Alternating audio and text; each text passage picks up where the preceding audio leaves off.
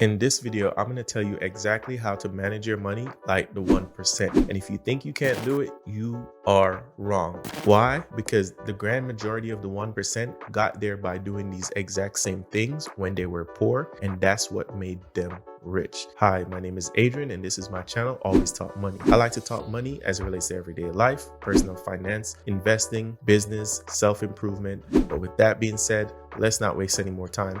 Let's get into the video.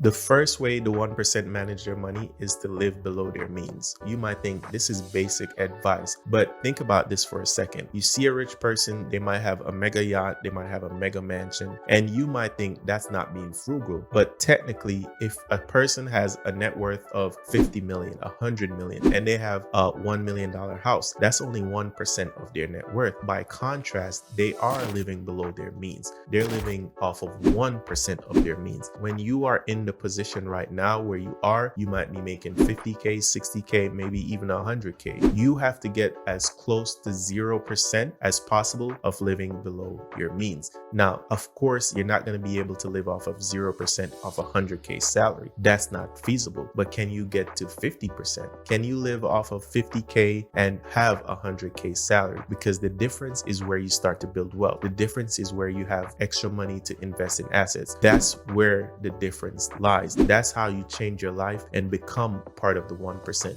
I personally, if you've watched more than one of my videos, thank you very much. I always say, try to aim to live off of 50% of your means. And so that's the first tip that the 1% do. And that's what you need to do to be like them to manage your money. The second thing the 1% do to manage their money is to invest in assets. And that's what you need to do as well. They don't go around buying consumer goods in a way that wastes money. Of course, they own consumer goods. Of course, they own designer bags, but that's after they have had those assets. And a large majority of them have their assets pay for their consumerist lifestyle without even touching the principal. So what do I mean by that? If you have 50, 60, 100K salary, instead of buying the Gucci's, the Pradas, invest in assets. If you want to own Gucci, go and buy LVMH on the stock market. If you want to own anything like Nike or Apple, just buy the corresponding stock or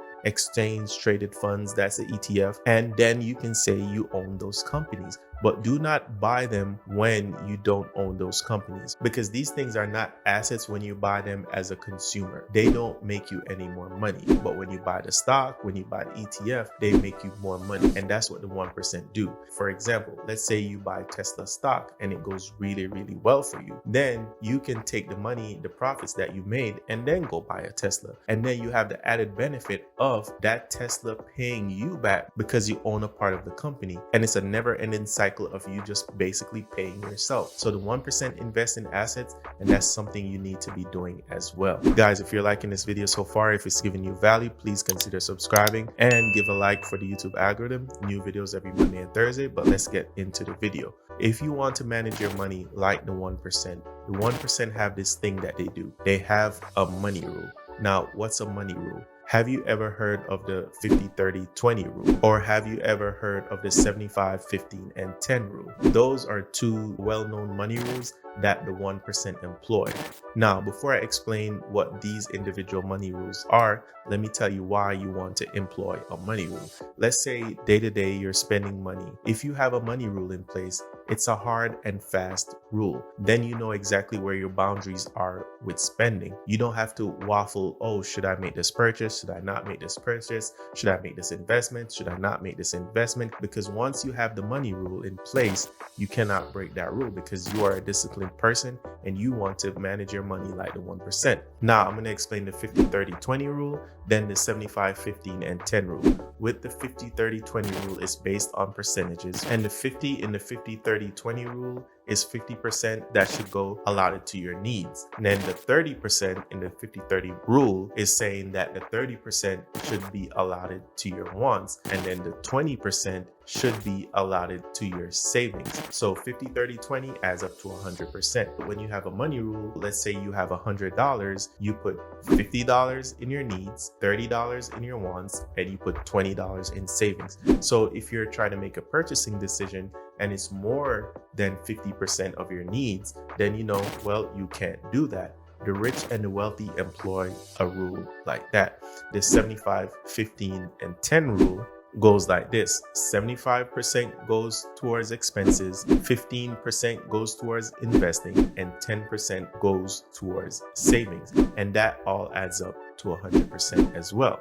The 1% have money rules that they employ hard and fast, and they do not break these money rules. So employ a money rule in your life if you want to invest, save, use money like the 1%. Another way to manage your money like the 1% is to avoid paying taxes legally. Now, I'm not a tax professional. This is a disclaimer, but I can say as an entrepreneur and business owner, I have paid less taxes legally than I used to pay as a W-2 employee, because my business has expenses, and those expenses can be written off when I do my annual taxes. Those expenses can be either categorized as losses or money that you spend to improve the business. You form LLCs, corporations, as I said, see a certified tax professional to do all these things. But if you are out here just having businesses, if you have a side hustle and it's making a decent amount of money, but you are not allotting it correctly in a way to avoid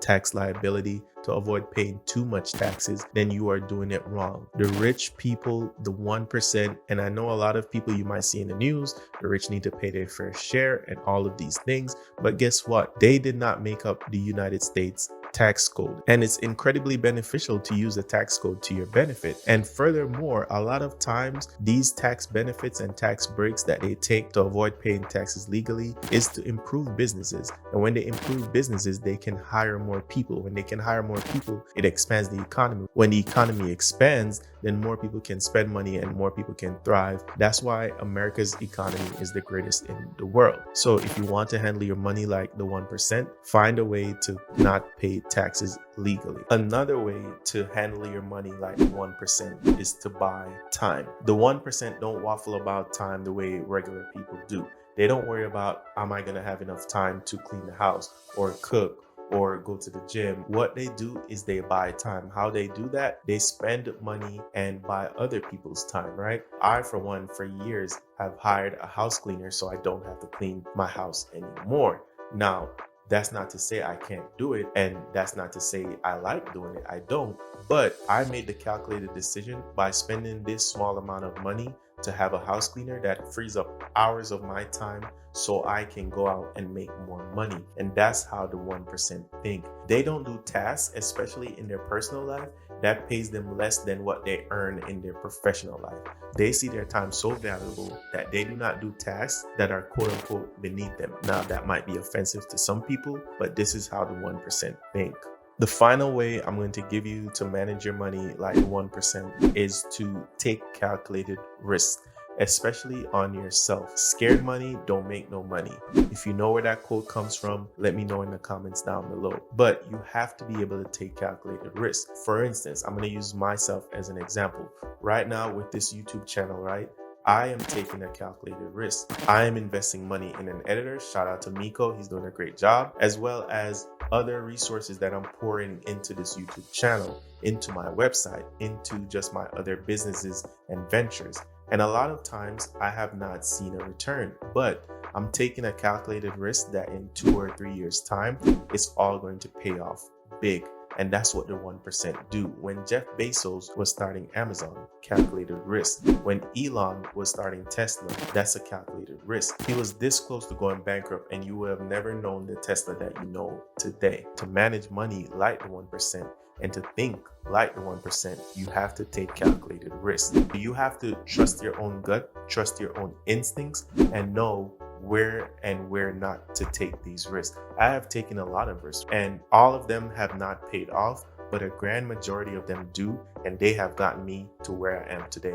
And so as an entrepreneur, I'm not going to stop doing that. And that's part of the game. And so when people see the 1% living a different type of lifestyle and they envy that and they want to be like that, they have to understand that those people all took calculated risk. And if you want to manage your money like 1%, you have to be able to play those games too. Now guys, this is the end of the video. New videos every Monday and Thursday. Please leave a like for the YouTube algorithm. Please subscribe if you're new. We have new videos, as I said, and we talk about personal finance, investing, business, and a little bit of self-development in there. Check out the newsletter, links in the description down below. Comes out every single Friday. Investing ebook, link in the description down below, as well as my coaching and consulting, link in the description down below. I hope you guys have a wonderful rest of your day. I appreciate you guys for spending some time with me and watching. And until then, I will see you. Peace.